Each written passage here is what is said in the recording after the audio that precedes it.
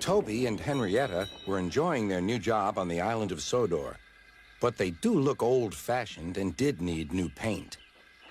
James was very rude whenever he saw them. "Yuck! What dirty objects," he would say. At last, Toby lost patience. "James," he asked, "why are you red?" "I am a splendid engine," answered James, "ready for anything. You never see my paint dirty." "Oh," said Toby innocently, "that's why you once needed bootlaces, to be ready, I suppose." James went redder than ever and snorted off. It was such an insult to be reminded of the time a bootlace had been used to mend a hole in his coaches.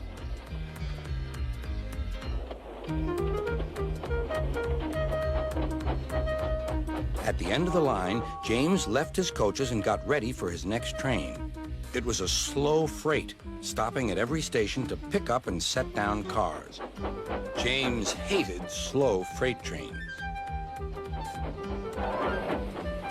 Dirty cars from dirty siding. Yeah!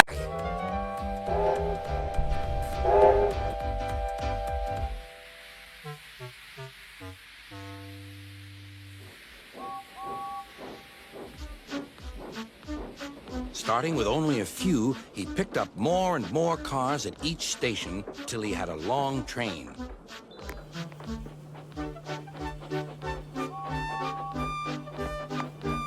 At first, the freight cars behaved well, but James bumped them so crossly that they were determined to get back at him. Presently, they approached the top of Gordon's Hill. Heavy freight trains halt here to set their brakes.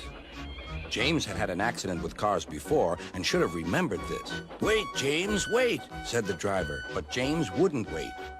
He was too busy thinking what he would say to Toby when they next met. The freight car's chance had come. "Hurrah! Hurrah!" they laughed, and banging their buffers, they pushed him down the hill. "On! On!" yelled the cars. "I've got to stop! I've got to stop!" groaned James.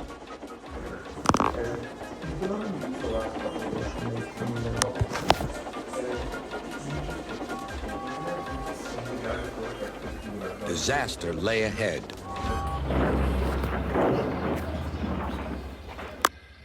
Something sticky splashed all over James.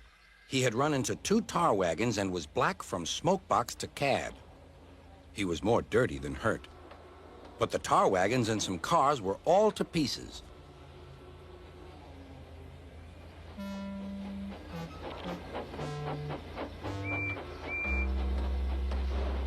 Toby and Percy were sent to help and came as quickly as they could. "Look here, Percy," exclaimed Toby. "Whatever is that dirty object? That's James, didn't you know?" "It's James's shape," said Toby. "But James is a splendid red engine, and you never see his paint dirty."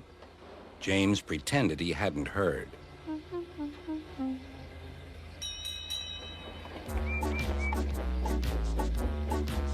Toby and Percy cleared away the unhurt cars and helped James home.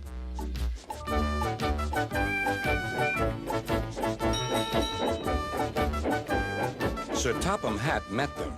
"Well done, Percy and Toby." He turned to James. "Fancy letting your cars run away. I am surprised. You're not fit to be seen. You must be cleaned at once.